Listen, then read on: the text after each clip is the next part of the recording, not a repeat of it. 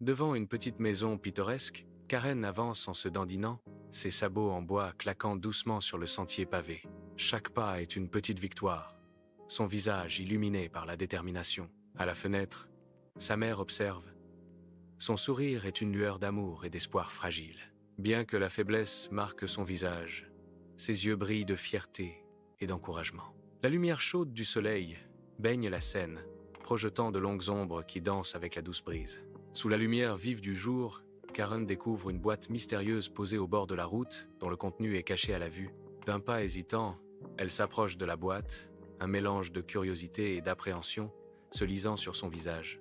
Elle ouvre la boîte pour révéler une paire de chaussures rouges brillantes et vibrantes, brillant sous les rayons du soleil. Un moment de contemplation plane dans l'air, tandis que Karen regarde les chaussures, son expression impénétrable. Poussée par une impulsion inconnue, elle tend la main et prend les chaussures, ses doigts suivant leur surface lisse. Avec les chaussures rouges désormais en sa possession, le voyage de Karen prend une tournure inattendue, son destin étant à jamais modifié.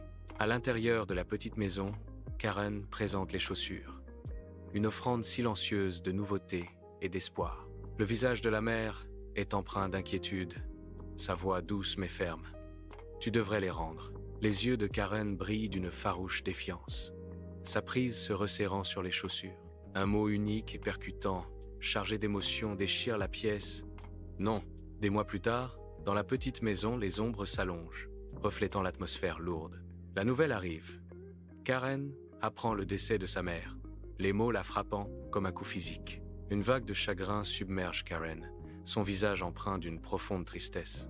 Le remords étreint son cœur, une douloureuse prise de conscience des mots non dits et du temps perdu. Les larmes coulent sur le visage de Karen, chaque goutte témoignant de sa profonde perte et de ses regrets. Sous un ciel sombre, un cimetière est rempli de personnes en deuil vêtues de sombres habits.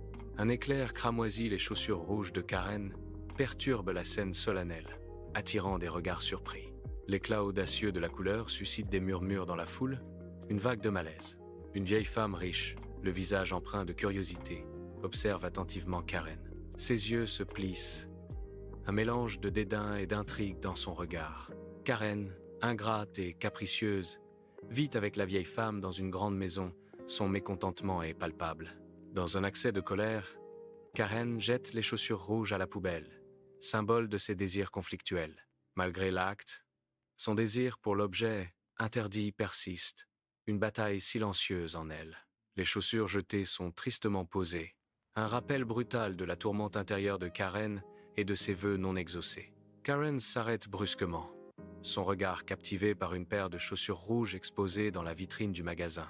Les chaussures brillent d'une couleur vibrante, leur design complexe la fascine.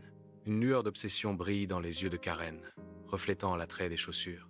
Sa voix baisse en un murmure déterminé.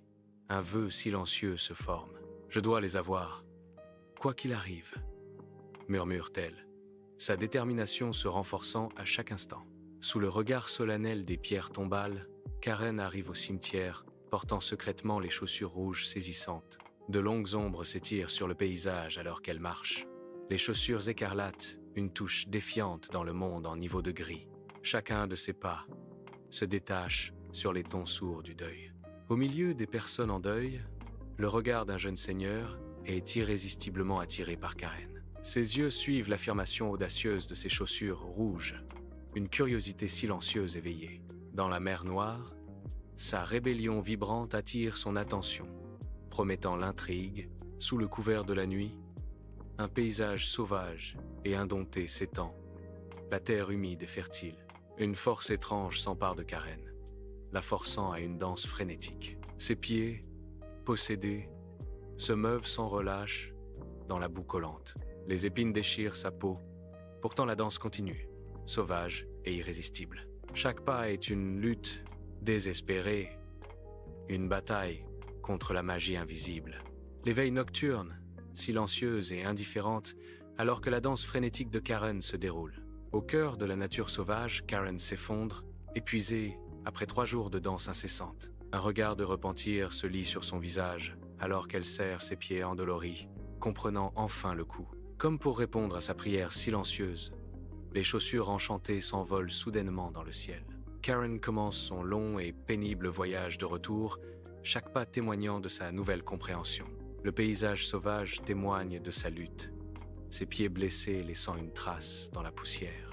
Elle boite, une silhouette solitaire contre la vaste étendue, à jamais changée par son épreuve. La douce lumière du soleil baigne la pièce, des rideaux vaporeux diffusant la lumière. La main tremblante de la vieille femme se tend vers Karen, un geste de pardon flottant dans l'air. Ses yeux, remplis d'un mélange de regret et d'affection, scrutent le visage de Karen. La vieille femme pardonne à Karen, a voice narrates, sealing the moment in absolution.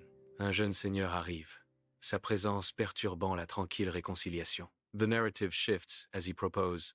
Le jeune lord arrive et la demande en mariage. À l'intérieur du château opulent, la joie remplit l'air, alors que Karen et le seigneur se tiennent devant l'autel, prêts à entamer une nouvelle vie ensemble. La lumière du soleil traverse les vitraux, projetant une lueur chaleureuse sur le sourire radieux de Karen alors qu'elle échange ses vœux. Le seigneur regarde Karen avec adoration, ses yeux reflétant un amour profond qui transcende son entêtement passé. Main dans la main, ils se tournent vers leur avenir, une image de bonheur et de contentement dans leur nouvelle sérénité. Dans un royaume lointain, une reine regarde avec envie par la fenêtre, rêvant d'une fille aussi blanche que la neige. Son rêve se réalise. Une petite fille, Blanche-Neige, naît. Sa peau est radieuse et pure. La joie remplit le château alors que le royaume célèbre l'arrivée de la princesse. Mais la célébration est de courte durée. Une ombre plane sur le royaume alors que la reine s'affaiblit. Le chagrin engloutit le château alors que la reine s'éteint, laissant Blanche-Neige sans mère. À l'intérieur du grand château, le roi épouse Ella, sa beauté masquant une vanité cachée. Ella regarde dans son miroir magique, sa surface reflétant son obsession croissante. Une graine de jalousie est plantée dans le cœur de Ella, visant directement Blanche-Neige. Le miroir murmure des secrets, alimentant l'envie d'Ella et obscurcissant les couloirs du château. Au cœur de la forêt, Blanche-Neige, sauvée du danger, cherche refuge parmi les arbres anciens. Un cottage pittoresque émerge du bois, promettant un sanctuaire. L'humble demeure des 7 nains se dresse comme un phare d'espoir au milieu des arbres imposants. Blanche-Neige s'approche du cottage, sa silhouette se détachant sur la toile de fond dense et émeraude.